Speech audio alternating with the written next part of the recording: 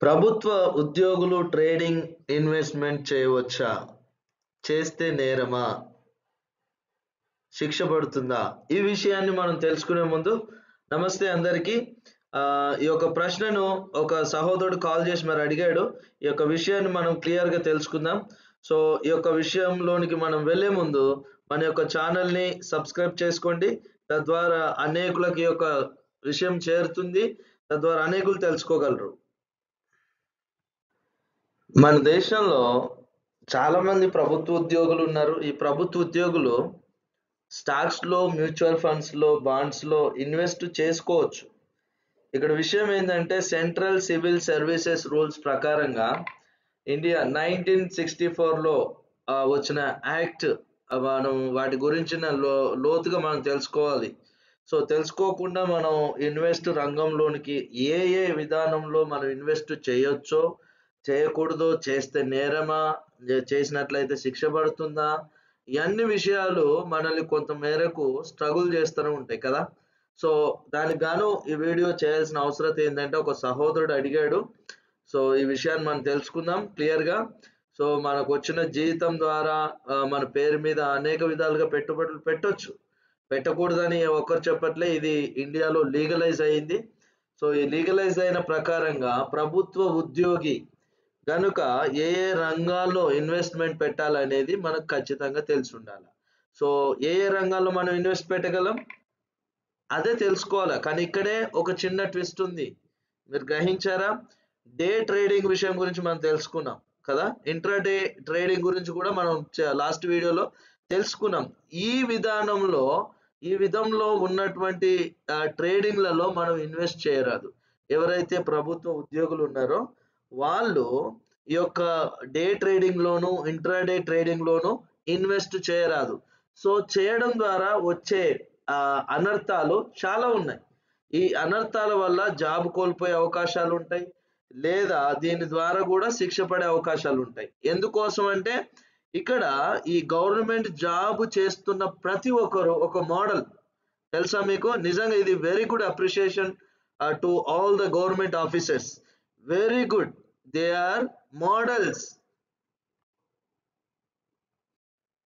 Act 1964 rule 15 ప్రకారంగా భారతదేశంలో ఉండే ప్రభుత్వ ఉద్యోగులందరికీ నియమాలున్నాయి. ఆ నియమాల ప్రకారంగా వాళ్ళు నడుచుకోవాలి అనేది ప్రాముఖ్యంగా మనకు తెలియపరిచే విషయం ఏంది అంటే, ప్రభుత్వ ఉద్యోగులు అధికంగా ట్రేడింగ్ చేయకూడదు.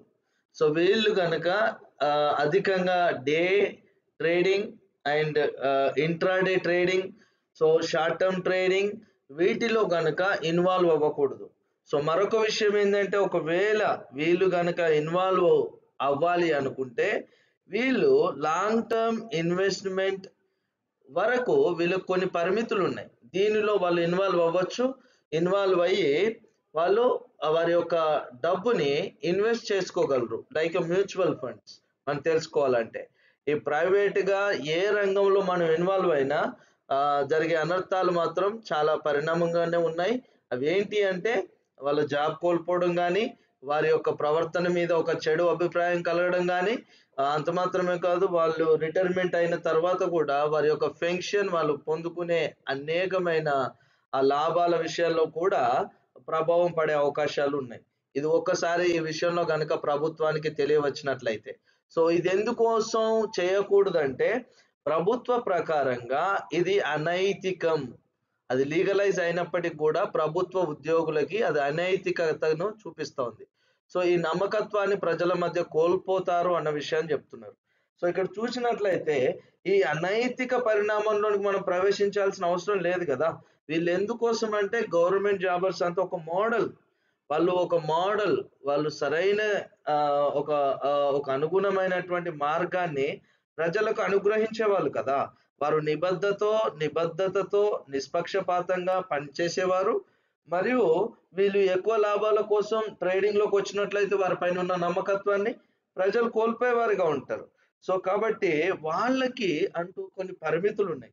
ఆ పరిమితుల ప్రకారంగా వాళ్ళు పెట్టుబడులు పెట్టుకోవచ్చు. ఆ పరిమితులు ఏంటి అంటే స్టాక్స్‌లో గాని, మ్యూచువల్ ఫండ్స్‌లో గాని, లాంగ్ టర్మ్‌లో గాని మనం పెట్టుబడులు పెట్టుకోవచ్చు. కానీ ట్రేడింగ్ లోన్కి మాత్రం day to day trading loan కానీ ఇంట్రాడే ట్రేడింగ్ లోన్ కానీ వీళ్ళు ఏ మాత్రం ప్రవేశించకూడదు. ఒకవేళ ప్రవేశించినట్లయితే ఖచ్చితంగా వీళ్ళు అనుమతి అవసరము. పై ఉద్యోగుల నుంచి వీళ్ళు ఖచ్చితంగా అనుమతి పొందుకోవాలి. ఒకవేళ అనుమతి లేకుండా చేస్తున్నట్లయితే ఖచ్చితంగా వాళ్ళు చర్యలు తీసుకునే మార్గంలో వాళ్ళు ఖచ్చితంగా ఉన్నారు. వాళ్ళకి యాక్ట్ 1964 రూల్ 15 ప్రకారంగా చర్యలు తీసుకునే అర్హత పై ఉద్యోగులకు మాత్రం కలిగి ఉన్నారు. సో ఈ విషయాన్ని మనం క్లియర్ గా తెలుసుకోవాలి. సో మరి మనం చూద్దాం నెక్స్ట్ విషయం ఏంది అనేది. ప్రభుత్వ ఉద్యోగి మోడల్ జనానికి ఒక మోడల్‌గా ఉన్నవారు. ఎందుకోసం అంటే వీళ్ళు దేశానికి సేవ చేయవారు, బాధ్యతాయుతంగా ఉండేవారు. కాబట్టి వీళ్ళు గనక అధిక డబ్బు కోసం లేదా లాభాల కోసం ఇన్వెస్ట్‌మెంట్ రంగంలోనికి డే టు డే ట్రేడింగ్ లోనికి వెళ్ళడం ద్వారా ప్రజల్లో ఉండేటువంటి నమ్మకత్వాన్ని వీరిపైన ఉండేటువంటి నమ్మకత్వాన్ని కోల్పోయేవారుగా ఉంటారు. ఎందుకోసం అంటే ఈ ట్రేడింగ్‌కొచ్చేసి కొన్ని అననుకూలంగా చేయొచ్చు, అనుకూలంగా చేయొచ్చు, నైతికతగా ఉంటాయి, అనైతికంగా ఉంటాయి. కాబట్టి ఇందులోనికి వెళ్ళడం ద్వారా వీరి వ్యక్తిత్వం పైన కూడా ఒక ముద్ర పడే అవకాశాలుంటాయి. సో దాని ద్వారా వీళ్ళు డిపార్ట్‌మెంట్‌కి ఏమాత్రం సమాచారం ఇవ్వకుండా చేస్తే డిసిప్లిన్ యాక్షన్ తీసుకునే వారిగా ఉన్నారు. సస్పెన్షన్ లేదా పెన్షన్ మీద ప్రభావాలు పడే అవకాశాలు చాలా ఉన్నాయి.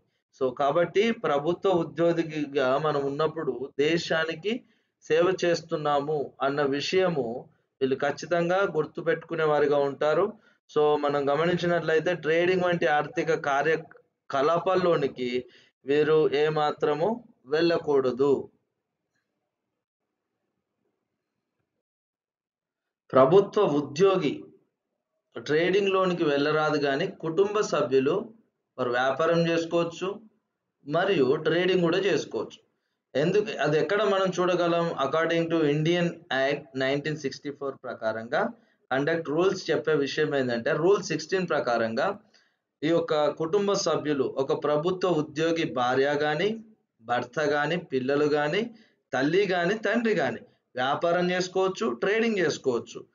ఇక్కడ ఎలాంటి దాపరికాలు లేవు.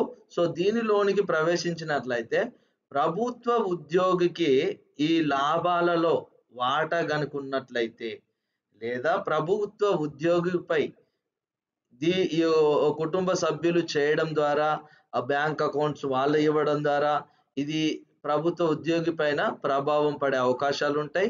లాభాలలో కూడా వాటా కలిగి ఉంటాడు కాబట్టి ఆయన ఉద్యోగం పైన ప్రభావం ఉండే అవకాశాలు ఉంటాయి.